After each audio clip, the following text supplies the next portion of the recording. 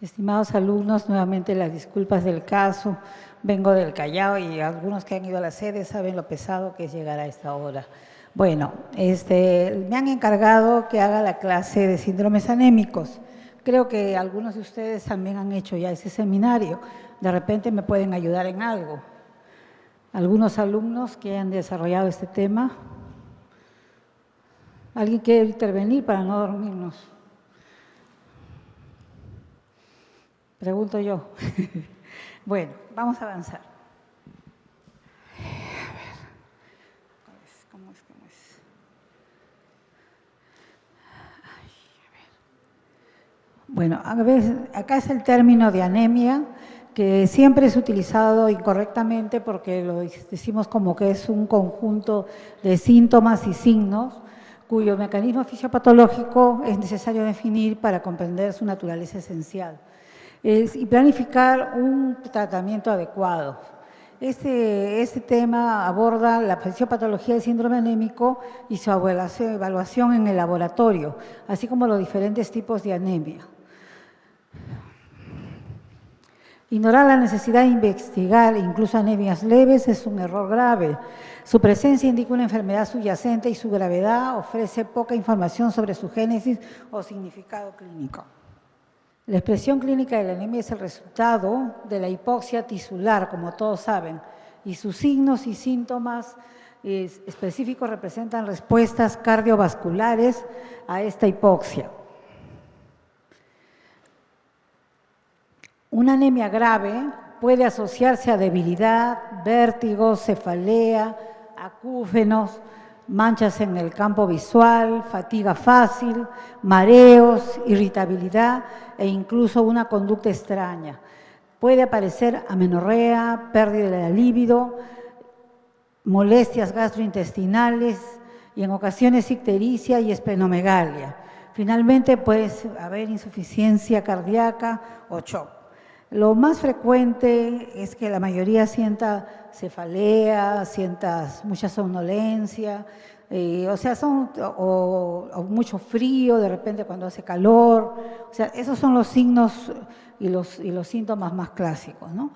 Anemia es el resultado de uno de estos tres mecanismos básicos. Cuando hablamos de anemia tenemos que hablar de una pérdida de sangre, una disminución de la producción o aumento de la destrucción de los hematíes, que es en el caso de la hemólisis. La pérdida de sangre, el aumento de la destrucción, hemos dicho hemólisis, la pérdida de sangre debe ser el primer factor a considerar porque es la causa más frecuente. Una vez que se descarta, solo quedan los otros dos mecanismos. ¿Cuáles son? Disminución de la producción o la destrucción, ¿verdad? Como la supervivencia de los hematíes, todos lo recordarán, es de 120 días. El mantenimiento de una población estable requiere la renovación de 1 en 120 de las células diariamente. El cese completo de la producción de hematíes resulta de una disminución de aproximadamente el 10% semanal del valor control. Los defectos de producción tienen como resultado una reticulocitemia relativa o absoluta. Cuando los valores de hematíes disminuyen a una velocidad mayor al 10%, es decir, unos 500.000, sin evidencia de hemorragia, se establece que la causa es la hemólisis. En las anemias, debido a un defecto de producción, se examinan los siguientes cambios celulares: hematíes, microcíticos e hipocrómicos, e indican que el efecto de producción se debe a un trastorno en la síntesis de hierro o en la globina, déficit de hierro, talasemia y defectos de síntesis de hemoglobina, o bien la anemia de las enfermedades crónicas. Por el contrario, las anemias normocrónicas, normocíticas, por defectos de la producción, sugieren un mecanismo hipoproliferativo o hipoplásico. Los hematíes de gran tamaño o macrocitos sugieren un defecto en la síntesis de ADN. Se debe generalmente a defectos del metabolismo en la vitamina B12, ácido fólico o la interferencia de ADN por agentes quimioterápicos o citorreductores. Una respuesta medular adecuada se evidencia por reticulocitosis o policromatofilia en sangre periférica. También acá no se ha mencionado, pero también entran enzimas, ¿no? O hormonas, como es el caso del hipotiroidismo. Entonces, en aumento de la destrucción puede haber secuestro esplénico, la destrucción mediada por anticuerpos, que es en el caso de las autoinmunes, la función defectuosa de la membrana eritrocitaria, o sea, se refiere cuando estamos hablando de esferocitos u otras que tienen trastornos de la membrana, también puede ser una hemoglobina anormal. Hacen el diagnóstico diferencial de las anemias hemolíticas. La fisiopatología. Cuando existe anemia, se producen una serie de efectos orgánicos, algunos debidos a la hipoxia, pero la mayoría originados por la entrada en acción de distintos mecanismos compensatorios. El principal efecto compensador está en la mayor capacidad de hemoglobina para ceder oxígeno a los tejidos, consecuencia de la desviación hacia la derecha de la curva de disociación de la hemoglobina. Esta disminución de la afinidad de la hemoglobina por el oxígeno se debe en primer lugar al producirse la hipoxia y como el oxígeno y como consecuencia el metabolismo anaerobio del ácido láctico, hay una consecuencia entonces del descenso del pH y por tanto una desviación de la curva hacia la derecha. Este se conoce como efecto Bohr. Más tarde se inicia el segundo mecanismo compensador, aunque es tardío, es más efectivo que el efecto Bohr. Consiste en el aumento del 2,3-difosfoglicerato que actúa sobre la hemoglobina, disminuyendo eficazmente su afinidad por el oxígeno. El aumento de la desoxihemoglobina produciría por medio del aumento de la 2,3-difosfoglicerato ratomutasa el incremento de la 2,3-difosfoglicerato. O sea, estos son los dos mecanismos de compensación cuando hay anemia. El siguiente mecanismo compensador es la redistribución del flujo sanguíneo. En la anemia existe cierto grado de hipoxia tisular y que algunos órganos como el cerebro y el miocardio precisan para su funcionamiento una concentración de oxígeno mantenido dentro de algunos límites estrechos. Entonces se produce una redistribución del flujo sanguíneo y los órganos con menores requerimientos como la piel, el riñón, son los que van a hacer esta redistribución. El riñón no sufre efectos por la redistribución del flujo porque en condiciones normales recibe el doble de oxígeno del mínimo necesario y eso hace que se conserve. Cuando la hemoglobina desciende debajo de 7,5 gramos por dilución, o sea, 6,6 milimoles, entra en acción otro mecanismo de compensación, el aumento del gasto cardíaco, que en situaciones graves puede incluso cuadriplicarse. El gasto cardíaco aumenta gracias a la disminución de la poscarga, disminución de las resistencias periféricas y de la viscosidad sanguínea. Por eso es que el paciente puede tener taquicardia, ¿no es cierto? En casos graves, la disminución de la concentración de oxígeno en la circulación coronaria servirá de estímulo para aumentar más el flujo cardíaco.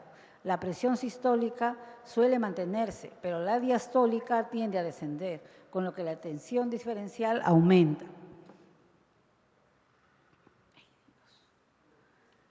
Las pruebas de laboratorio cuantifican el grado de anemia y proporcionan datos que contribuyen a diagnosticar su causa. El hemograma completo. Los valores normales de recuento leucocitario total oscilan entre 4.300 y 10.800. Generalmente él dice 4.000 a 10.000, ¿no? Y los de la fórmula de leucocitarios, los neutrófilos segmentados están de 34 a 75%, callados 3/4, 8%, linfocitos 12 a 50%, monocitos de 3 a 15%, eosinófilos 5% y basófilos 3%. El recuento de Matías. El nivel normal de hemoglobina es de 16 más 2 gramos de dilución en mujeres, aunque el hematocrito, es decir, el volumen de los hematíes concentrados es de 47, más o menos 5 en varones y de 42, más o menos 5 en mujeres. Los criterios diagnósticos de anemia en los varones son un recuento de Matías de menos de 4,5 millones por microlitros, una hemoglobina menos de 14 gramos por dilución o un hematocrito menor de 42%. Y en las mujeres un recuento de Matías menos de 4 millones, una hemoglobina menos de 12 gramos por dilución o un hematocrito de 37.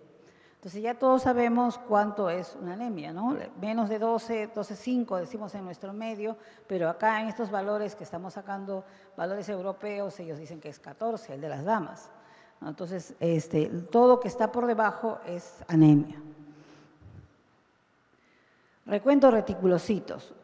La sustitución diaria de Matías, 40.000 a 50.000 por microlitro, representa del 0,5 al 1,5 el recuento total de Matías. Estas células pueden identificarse como células policromatófilas, o sea, son como de dos colores en las tinciones habituales, o como reticulocitos cuando se emplean técnicas especiales de coloración que reconocen el material endoplásmico como un retículo, ¿no es cierto? Y los índices eritrocitarios es lo que nos sirve para clasificar las anemias. Tenemos volumen corpuscular medio, la hemoglobina corpuscular media y la concentración de hemoglobina corpuscular media.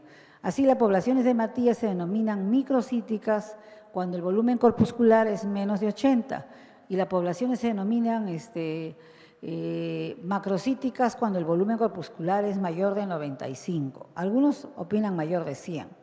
El término hipocrómica se refiere a poblaciones celulares con una concentración, una hemoglobina corpuscular media de menos de 27 picogramos por hematíe o una concentración de menos del 30%. Poblaciones celulares menos de 27 o estas relaciones, hemos dicho, o sea, microcítica, hipocrómica, son cuando son pequeñas y pálidas, ¿verdad? Estas relaciones cuantitativas pueden reconocerse generalmente sobre una lámina de sangre periférica, junto con los índices permiten una clasificación de las anemias que se correlacionan bien con su clasificación etiológica y contribuye de gran manera a la evaluación diagnóstica. También tenemos como datos de laboratorio la ferritina, que según los laboratorios varían entre 10 y 291, y el hierro sérico que va de 90 o 70 según también los laboratorios. Y lo que quería hacerle hincapié, por ejemplo, es en la saturación de transferrina. Cuando queremos diferenciar entre una anemia por enfermedad crónica, por ejemplo, en un paciente con cáncer, una saturación de transferrina tiene que ser menos del 25% para pensar que es una anemia ferropénica. Si es más, es por la enfermedad de fondo. Y por supuesto, para nosotros como hematólogos, el aspirado de la médula ósea y la biopsia de hueso son fundamentales para el diagnóstico. Permiten la observación directa de la actividad eritroide, de la maduración de los precursores eritrocíticos, de las alteraciones en la maduración, de la deseritropoiesis, de las células, de la semicuantificación de la cantidad, en general de todo lo que son los cambios que podemos observar de las células madre, de las series. Es como le decimos, observamos la fábrica, ¿no? Y además esto nos sirve para hacer un cultivo, sobre todo cuando tenemos pacientes que tienen fiebre de origen oscuro. También nos sirve para determinar cuando es un paciente que puede tener una tuberculosis o una mieloptisis, o sea, un cáncer que está cogiendo la médula ósea. Y a la vez, cuando tenemos ya diagnosticado una leucemia o podría ser un linfoma estadio 4, nos sirve la citometría de flujo, o sea, tomando la médula ósea para definir con inmunofenotipos qué tipo de leucemia o qué tipo de linfo mieloproliferativos tenemos. Como habíamos dicho, la clasificación de las anemias la vamos a hacer macrocíticas, normocrómicas y microcíticas. Macrocíticas habíamos dicho cuando el volumen corpuscular es mayor de 95. Así tenemos macrocítica es la megaloblásticas, cuando hay hepatopatías, cuando hay síndromes mielodisplásicos, cuando tenemos hipotiroidismo y también cuando hay anemia plásicas en algunos casos, porque generalmente las aplasias son normocíticas. Normocítica, el volumen corpuscular está entre 80 y 95, es en las anemias de las enfermedades crónicas, la anemia plástica la mayoría, la anemia hemolítica no esferocítica y en la hemorragia aguda. O sea, es tan pronto una hemorragia que no da tiempo a cambios, ¿no es cierto? Porque para poder hacer cambios tiene que haber transcurrido algún tiempo. Microcíticas o hipocrómicas, el volumen corpuscular es menos de 80, la concentración es menos de 32, y tales son la ferropénica, la talasemia y las sideroblásticas en algunos casos, que es una mielodisplasia, ¿no? La clasificación etiopatogénica de las anemias. Bueno, se clasifican también por su etiopatogenia como arregenerativas y regenerativas. Arregenerativas o centrales, ¿qué significa? Que no se produce, ¿verdad? Entonces dice alteraciones en las células madre, por ejemplo, son las aplasias medulares, las eritroblastopenias, las 10 mielopoiesis y los síndromes mielodisplásicos. Y tenemos también la invasión medular, que puede ser las leucemias, los linfomas y en general las neoplasias.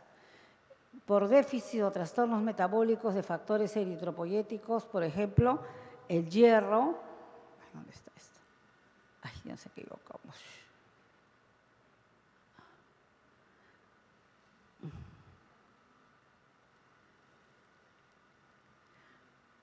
Factores eritropoyéticos, el hierro, ferropenia, anemia ferropénica y bloqueo macrofágico, enfermedades crónicas por la vitamina B12, el ácido fólico, anemias megaloblásticas están en las A regenerativas, las hormonales por déficit de eritropoyetina, como sería en la insuficiencia renal, hormonas tiroideas, andrógenos y glucocorticoides.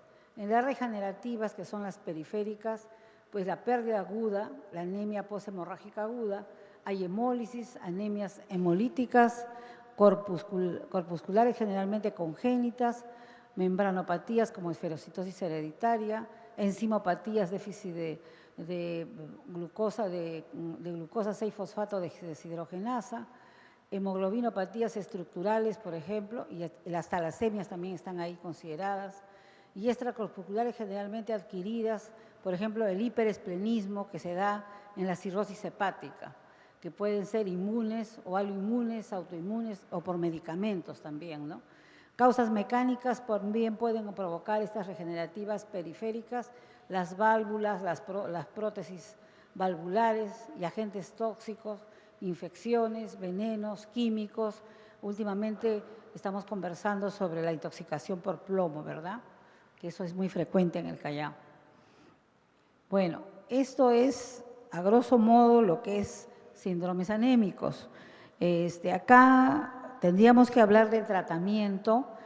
Bueno, si tenemos el caso de una anemia ferropénica, usualmente el tratamiento es con la vía oral y últimamente lo estamos haciendo de acuerdo que si por decir tiene 7.5 de hemoglobina o menos, lo tratamos con endovenosos. Gracias a Dios tenemos ahora el hierro sacarato en todas las formas y en todos los precios y tenemos buenos resultados. Es una forma rápida de que el paciente pueda recuperar, no les va a dar estreñimiento, no van a tener gastritis, porque algunos pacientes, sobre todo los adultos, no soportan el hierro por vía oral. De repente en los niños sí se puede brindar. Cada vez estamos observando que hay más anemias ferropénicas por la nutrición. Lamentablemente, de lo que va, creo que hace 20 o ya creo que 30 años, se ha hecho muy popular el pollo, y el pollo tiene escaso contenido de hierro. La gente ha abandonado la ingesta de carnes rojas, hígado, corazón, que son las carnes que contienen hierro.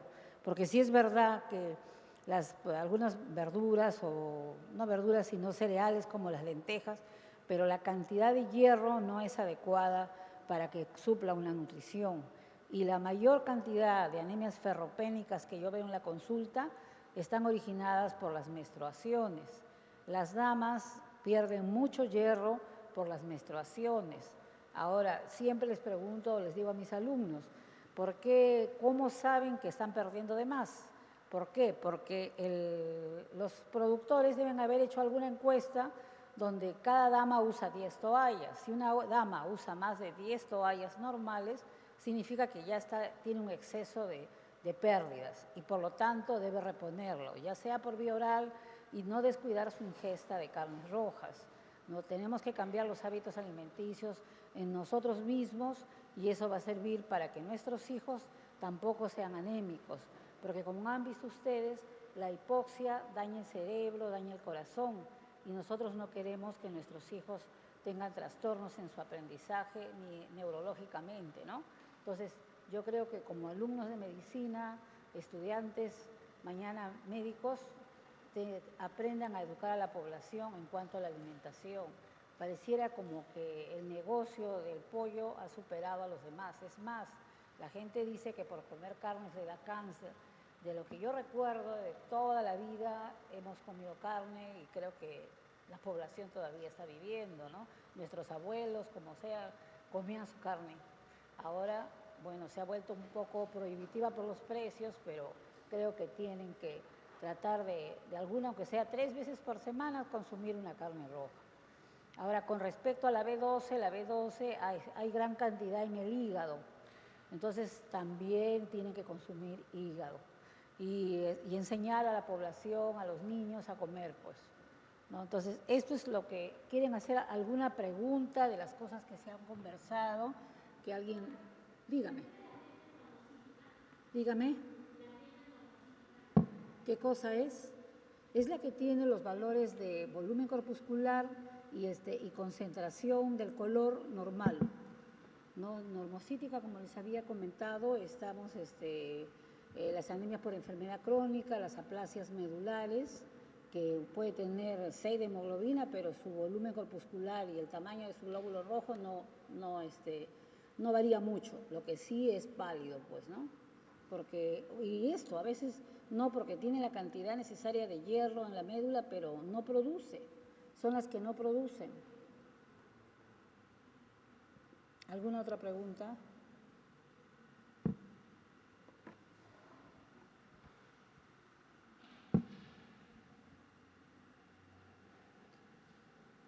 ¿Alguna pregunta más?